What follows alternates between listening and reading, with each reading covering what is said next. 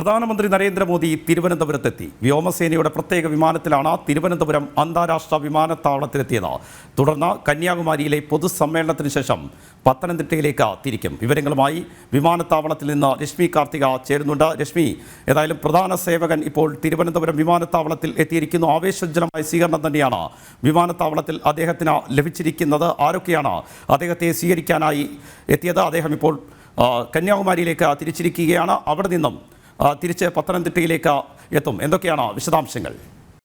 പ്രധാന സേവകൻ മലയാളക്കരയിലേക്ക് സമയക്രമം പാലിച്ചുകൊണ്ട് തന്നെയാണ് പ്രധാനമന്ത്രി നരേന്ദ്രമോദി പ്രധാന സേവകൻ മലയാളക്കരയിലേക്ക് എത്തിയത്. കൃത്യസമയത്ത് തന്നെ 10:35 തന്നെ പ്രധാനമന്ത്രി അന്താരാഷ്ട്ര വിമാനത്താവളത്തിൽ വ്യോമസേനയുടെ പ്രത്യേക വിമാനത്തിൽ ഈ ടെക്നിക്കൽ ഏരിയയിൽ എത്തി. അദ്ദേഹത്തിന് ആവേശോജ്വലമായ സ്വീകരണം തന്നെയാണ് BJPയുടെ നേതാക്കൾ നൽകിയത്. ജില്ലാ നേതാക്കൾ, കളക്ടർ, അതോടൊപ്പം തന്നെ പോലീസ് മേധാവി ഉൾപ്പെടെയുള്ളവരാണ് അദ്ദേഹത്തിന് സ്വീകരണം നൽകിയത്. അദ്ദേഹം സ്വീകരണം ഏറ്റുവാങ്ങി ഒരു 10 മിനിറ്റ് മാത്രമാണ് ഇവിടെ ചിലവഴിച്ചത്. അതിനുശേഷം പ്രത്യേക ഹെലികോപ്റ്ററിലാണ് ഇവിടെ നിന്നും തമിഴ്നാട്ടിലേക്ക് തിരിച്ചത്. അവിടെ അദ്ദേഹത്തിന് 11 മണിക്ക് പരിപാടി ഷെഡ്യൂൾ ചെയ്തിരിക്കുന്നത് 11 മണിക്കാണ്. അവിടുത്തെ പരിപാടി കഴിഞ്ഞതിന് ശേഷം കന്യാകുമാരിയിലെ പരിപാടിക്ക് ശേഷം പിന്നീട് അദ്ദേഹം അതേ ഹെലികോപ്റ്ററിൽ തന്നെയാണ് പത്തനംതിട്ടയിലേക്ക് പോവുക. പത്തനംതിട്ടയിൽ സ്റ്റേഡിയത്തിൽ, ഇൻഡോർ സ്റ്റേഡിയത്തിൽ ഇറങ്ങിയതിനു ശേഷം റോഡ് മാർഗമാണ് അദ്ദേഹം ജില്ലാ സ്റ്റേഡിയത്തിലേക്ക് പോവുക. ഇതാണ് അദ്ദേഹത്തിന്റെ ഷെഡ്യൂൾ. ഏതായാലും അദ്ദേഹത്തിന്റെ ഒരു വരവിന് വേണ്ടി മലയാളക്കര വളരെ ആവേശത്തോടു കൂടിയാണ് അദ്ദേഹത്തിന്റെ ഒരു വരവിനെ ഏറ്റുവാങ്ങിയത്. ജില്ലാ നേതാക്കളൊക്കെ തന്നെ ഇവിടെ ഉണ്ടായിരുന്നു.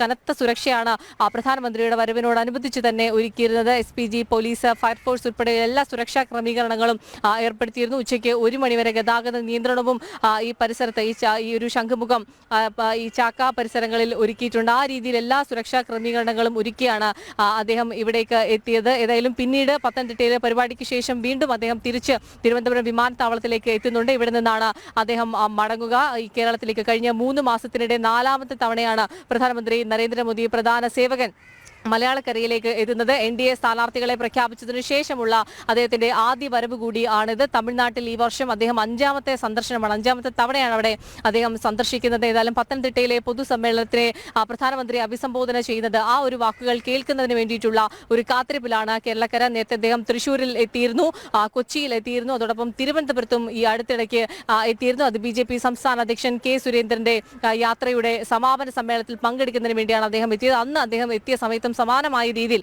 ആവേശോജ്വലമായ സ്വീകരണമാണ് അനന്തപുരി പ്രധാനമന്ത്രി നരേന്ദ്രമോദിക്ക് നൽകിയത്. അതിനുശേഷം അദ്ദേഹം സെൻട്രൽ സ്റ്റേഡിയത്തിൽ പൊതുജനങ്ങളെ അഭിസംബോധന ചെയ്യുന്ന വേളയിൽ എത്രത്തോളം ജനങ്ങൾ തിങ്ങിക്കൂടി നിൽക്കുന്നത് നമ്മൾ കണ്ടതാണ്. ഒരുപക്ഷെ NDA അനുഭാവികളല്ലാതെ അതിന് പുറത്തുനിന്ന് ഇതര പാർട്ടികളിലുള്ളവർ പോലും തന്നെ രാഷ്ട്രീയം മറന്നുകൊണ്ട് അദ്ദേഹത്തിന്റെ ഒരു വാക്ക്, ഒരു പ്രധാന സേവകനാണ് മോദി ഗ്യാരണ്ടി, അത് കുറെ കാലമായി നമ്മൾ ചർച്ച ചെയ്യുന്നൊരു വിഷയമാണ്. അദ്ദേഹത്തിനെ കാണുന്നതിന് വേണ്ടി, അദ്ദേഹത്തിന്റെ വാക്കുകൾ ശ്രമിക്കുന്നതിന് വേണ്ടി, അദ്ദേഹത്തിന്റെ പദ്ധതികളുടെ പ്രഖ്യാപനങ്ങൾ കേൾക്കുന്നതിന് വേണ്ടി, ഇതിനൊക്കെ വേണ്ടി ആ സെൻട്രൽ സ്റ്റേഡിയത്തിൽ നിറഞ്ഞു കവിഞ്ഞ ആൾക്കൂട്ടത്തെ കണ്ടിരുന്നു. ആ സ്റ്റേഡിയം പുറത്തേക്കും ആളുകൾ നിൽക്കുന്നത് കാരണം പിന്നീട് സ്ക്രീനൊക്കെ പ്രദർശിപ്പിച്ചുകൊണ്ടാണ് അദ്ദേഹത്തിന്റെ പ്രസംഗം പൊതുജനങ്ങൾ കേൾക്കുന്ന ഒരു സാഹചര്യം ഉണ്ടായത്. ആ രീതിയിലാണ് അദ്ദേഹത്തിന്റെ ഓരോ വരവും മലയാളക്കരയ്ക്ക് ഇരട്ടി ആവേശമാണ്, NDA ക്യാമ്പുകൾക്ക് ഇരട്ടി ആവേശമാണ് അദ്ദേഹത്തിന്റെ ഈ ഒരു വരവ് നൽകുന്നതും. തിരഞ്ഞെടുപ്പ്, ഈ ഒരു NDA സ്ഥാനാർത്ഥികളെ പ്രഖ്യാപിച്ചതിനു ശേഷമുള്ള ആ ഒരു വരവിന് ഇരട്ടി ആവേശമുണ്ട്. ഏതായാലും പത്തനംതിട്ടയിലെ പരിപാടി അദ്ദേഹം പൊതുജനങ്ങളെ അഭിസംബോധന ചെയ്യും. ആ ഒരു വാക്കുകൾക്ക് വേണ്ടിയുള്ള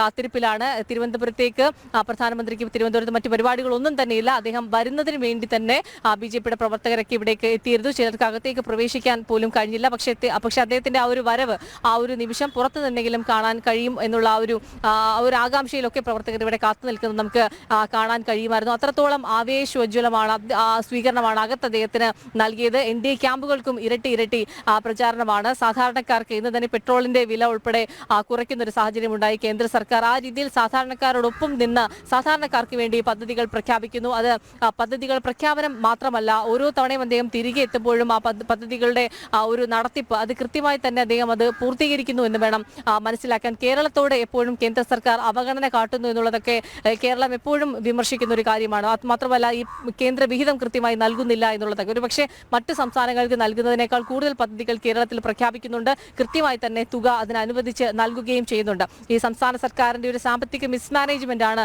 ഈ ഒരു സാമ്പത്തിക അവസ്ഥ സംസ്ഥാനത്ത് ഉണ്ടാക്കുന്നതിന് കാരണം. അത് പ്രധാനമന്ത്രി നരേന്ദ്രമോദി കഴിഞ്ഞ തവണ സെൻട്രൽ സ്റ്റേഡിയത്തിൽ ഉൾപ്പെടെ പ്രസംഗിച്ച വേളയിലും അദ്ദേഹം വെളിവാക്കിയ ഒരു കാര്യമാണ് ഇടത് വലത് മുന്നണികളുടെ ഈ ഒരു കൃത്യമായ സാമ്പത്തിക വിനിയോഗം ചെയ്യാതെ കൊണ്ട് അഴിമതി നടത്തുന്നതോ അത് ഈ കേരളത്തിനെ പല രീതിയിൽ അത് ബാധിക്കുന്നു, വലിയ രീതിയിലുള്ള ഒരു പ്രതിസന്ധിയിലേക്കും ബുദ്ധിമുട്ടിലേക്കും ഒക്കെ ജനങ്ങൾ പോകുന്നു. അത് അദ്ദേഹം കൃത്യമായി തന്നെ ചൂണ്ടിക്കാണിച്ചതാണ്. സാധാരണക്കാർക്ക് വേണ്ടിയിട്ടുള്ള പദ്ധതികൾ, സഹായകരമായിട്ടുള്ള പദ്ധതികൾ, ആ പദ്ധതിയുടെ പ്രഖ്യാപനങ്ങൾ, അതിന്റെ പൂർത്തീകരണങ്ങൾ, നടത്തിപ്പ്, കേന്ദ്രവിഹിതം അനുവദിക്കൽ, ഇതിലെല്ലാം തന്നെ കേന്ദ്ര സർക്കാർ വളരെ കൃത്യമായിട്ടുള്ള ഇടപെടലാണ് നടത്തുന്നത്. അതുകൊണ്ട് തന്നെയാണ് ഇത്രത്തോളം സ്വീകാര്യത പ്രധാനമന്ത്രി നരേന്ദ്രമോദി കേരളത്തിലേക്ക് എത്തുമ്പോൾ ലഭിക്കുന്നത്. കഴിഞ്ഞ ലോക്സഭാ തെരഞ്ഞെടുപ്പിലും പ്രധാനമന്ത്രി കേരളത്തിലേക്ക് എത്തിയതിനു ശേഷം ഉണ്ടായ ആ ഒരു വോട്ട് നിലയിലൊക്കെ ഉണ്ടായ മുന്നേറ്റം നമുക്ക് കഴിഞ്ഞ തെരഞ്ഞെടുപ്പിലും കാണാൻ കഴിഞ്ഞതാണ്. ഇത്തവണയും എ ക്ലാസ് മണ്ഡലങ്ങളിലൊക്കെ തന്നെ ആ ഒരു വലിയ രീതിയിലുള്ള ഒരു പ്രചാരണം എല്ലാ മണ്ഡലങ്ങളിലും ആരംഭിച്ചു കഴിഞ്ഞിട്ടുണ്ട്. ആ പ്രചാരണം കൊഴുക്കുന്ന വേളയിൽ തന്നെ പ്രധാനമന്ത്രി, പ്രധാന സേവകൻ, ഭരണത്തലവൻ കേരളത്തിലേക്ക് എത്തുന്നു. അതും തുടർച്ചയായി മാസങ്ങളിൽ അദ്ദേഹം എത്തുന്നു. ഇനി അടുത്ത 19-ാം തീയതിയും പ്രധാനമന്ത്രി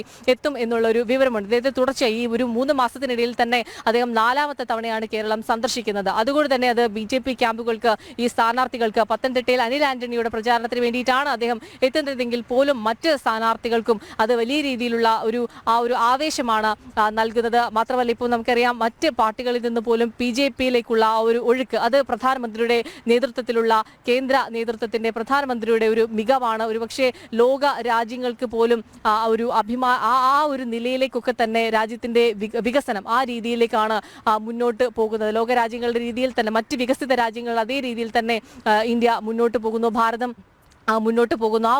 ആ ഒരു മുന്നേറ്റം, ആ ഒരു രീതിയിൽ മുന്നോട്ട് പോകുന്നത് തീർച്ചയായും അത് പ്രധാനമന്ത്രി നരേന്ദ്രമോദി സർക്കാരിന്റെ നേതൃത്വത്തിലുള്ള ആ ഒരു സർക്കാരിന്റെ മികവ് തന്നെയാണ്. അതുകൊണ്ട് തന്നെയാണ് അദ്ദേഹത്തിന് ഇത്രത്തോളം അദ്ദേഹം കേരളത്തിൽ എത്തുമ്പോൾ ആ സ്വീകാര്യതയും ലഭിക്കുന്നത്. ഏതായാലും കൃത്യസമയത്ത് തന്നെ അദ്ദേഹം തിരുവനന്തപുരം വിമാനത്താവളത്തിലെത്തി. അത് വലിയ രീതിയിൽ ഈ പ്രവർത്തകർക്ക് വലിയ ആവേശമായി അദ്ദേഹത്തെ സ്വീകരിക്കുന്നതിന് വേണ്ടി BJP-യുടെ നേതാക്കൾ എല്ലാം തന്നെ ഈ ഒരു വിമാനത്താവളത്തിനകത്ത് ഉണ്ടായിരുന്നു. പ്രമുഖരെല്ലാം ചേർന്നാണ് അദ്ദേഹത്തിന് സ്വീകരണം നൽകിയത്. ഒരു 10 മിനിറ്റ് നേരം മാത്രമാണ് അദ്ദേഹം ഇവിടെ ചിലവഴിച്ചത്. 11 മണിക്ക് നാഗർകോവിലിൽ പരിപാടി ഉള്ളതുകൊണ്ട് തന്നെ പ്രത്യേക ഹെലികോപ്റ്ററിൽ അദ്ദേഹം ഇവിടെ നിന്നും തിരിച്ച് നാഗർകോവിലേക്ക് പോവുകയായിരുന്നു. ഇനി അവിടെ പരിപാടി 11 മണിക്കാണ് ഷെഡ്യൂൾ ചെയ്തിരിക്കുന്നത്. ആ പരിപാടി അവസാനിച്ചതിനു ശേഷം അതേ ഹെലികോപ്റ്ററിൽ തന്നെയാണ് പ്രധാനമന്ത്രി നരേന്ദ്രമോദി പത്തനംതിട്ടയിലേക്ക് എത്തുക. അവിടെ ജനങ്ങളെ അഭിസംബോധന ചെയ്ത് സംസാരിച്ചതിനു ശേഷം ആ പ്രചാരണ പരിപാടിയിൽ പങ്കെടുത്തതിനു ശേഷം അദ്ദേഹം വീണ്ടും തിരുവനന്തപുരം വിമാനത്താവളത്തിലെ ഈ ഒരു ടെക്നിക്കൽ ഏരിയയിലേക്ക്, അന്താരാഷ്ട്ര വിമാനത്താവളത്തിലെ ടെക്നിക്കൽ ഏരിയയിൽ എത്തിയതിനു ശേഷം വ്യോമസേനയുടെ പ്രത്യേക വിമാനത്തിലായിരിക്കും ഇവിടെ നിന്ന് വീണ്ടും തിരിക്കുക. രാജീവ്.